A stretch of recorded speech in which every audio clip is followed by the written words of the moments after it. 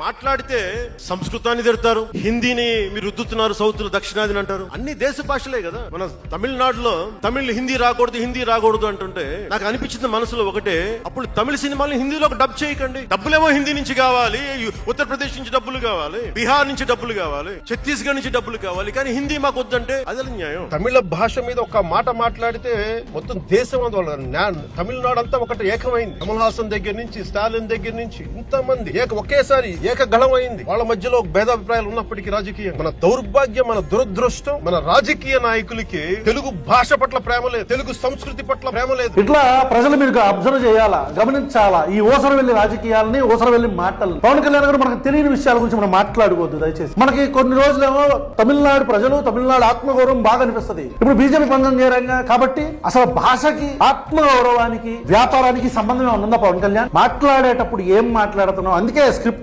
రాసేటప్పుడు ఆ త్రివిక్రమ్ సరిగ్గా చూసుకో.